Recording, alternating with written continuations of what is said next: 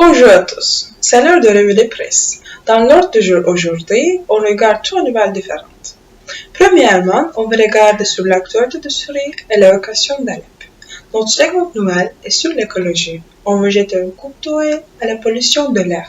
Dans la fin de revue de presse, on va parler du dernier film de Christopher Nolan, Dunkirk. On commence. Que se passe-t-il à Alep? Sur l'ordre du jour complexe de la Syrie, la ville d'Alep est prise en charge par l'armée d'Assad et il y a un plan d'évacuation pour les civils. Comme on sait, le chaos continue dans la ville d'Alep. Pour les civils, les pays occidentaux et l'ONU créent un plan d'évacuation. Pour libération, 25 000 personnes évacuées d'Alep jusqu'à présent. Hier, lundi, seulement nous avons évacué 15 000 personnes d'Alep et depuis jeudi, le total est de 25 000, indique un G7 précisant que plusieurs civils attendaient encore d'être évacués dans la ville de Syrie. Il y avait une telle statique dès les premiers jours de l'opération. Toutefois, selon des reports récents, la situation a changé. Le Monde déclare les opérations d'évacuation sont suspendues. Comme on sait que l'Alep est une ville dangereuse. D'après les couloirs, ce communiqué a été transmis par les Russes, mais le monde souligne que Ban Ki-moon a appelé à la reprise urgente des évacuations à Alep en toute sécurité. D'autre part, selon le Parisien, les opérations d'évacuation suspendues à Alep, mais pas terminées. Les Nations Unies affirment que les autorités ne mettront pas fin aux évacuations. Au contraire, ils vont continuer à une rythme rapide, mais ils veulent compléter des mesures de sécurité dans la ville d'Alep. Il est difficile d'obtenir de l'aide dans une ville où les attentes se poursuivent. Les autorités turques continuent de travailler pour devenir médiateurs. La Turquie, qui offre des aides pour la vie, affirme que les pays européens ne devraient pas interférer avec leur aide. Deuxièmement, il y a la pollution atmosphérique à cause de la circulation à la hausse à Paris et en proche banlieue, où la reconduction de la circulation alternée réalisera samedi. En regardant le Parisien, qui émate la pollution de l'air, augmente de plus en plus à cause par la circulation réfléchisse dans les banlieues parisiennes. Les transports publics seront gratuits, comme ce fut le cas le vendredi lorsque le trafic alternatif avait déjà été appliqué.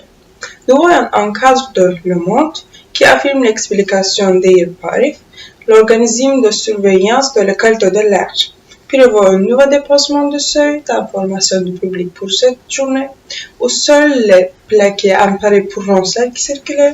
La capitale qui a subi au début de décembre un pic de pollution hivernale inédit depuis 10 ans par sa longueur et son intensité, a bénéficié de quelques jours de répit avant le tour jeudi d'un nouvel épisode. Pour le Figaro, les nouvelles mesures sont prises pour prévenir la pollution en cours depuis longtemps dans les banlieues Paris. Air Paris se réfère à la restriction des véhicules dans la circulation. Cependant, le transport public gratuit, c'est pourquoi la circulation s'annonce difficile en ce week-end de départ en vacances. Finalement, le nouvel film de Christopher Nolan sera sur scène en juillet 2017. Le dernier film du célèbre réalisateur attendu en curiosité comme ses autres films. Il est nouvelle Stanley Kubrick. C'est une interprétation des critiques de cinéma pour Christopher Nolan. Il est déjà un réalisateur légendaire. Interstellar, Inception et Batman. Il s'est montré avec ses films. Le nouvel film de Nolan sera sur scène en juillet. À la page de Le Point, on peut trouver ce film et leur domaine. Selon le journal qui a dit que la bande-annonce a été lancée par le producteur, le film a un gros budget. Nous assistons à un grand événement dans l'histoire de la Seconde Guerre mondiale. Le directeur a le potentiel pour sortir de cela. De plus, selon Huffington Post, le film est une histoire d'évacuation et il y a une opération d'évacuation en Syrie à l'heure du jour. C'est une histoire qui ressemble à l'heure du jour. Le film met en lumière l'opération Dynamo qui a une place importante dans l'histoire. D'autre part, Le Figaro se concentre sur le domaine du film des acteurs.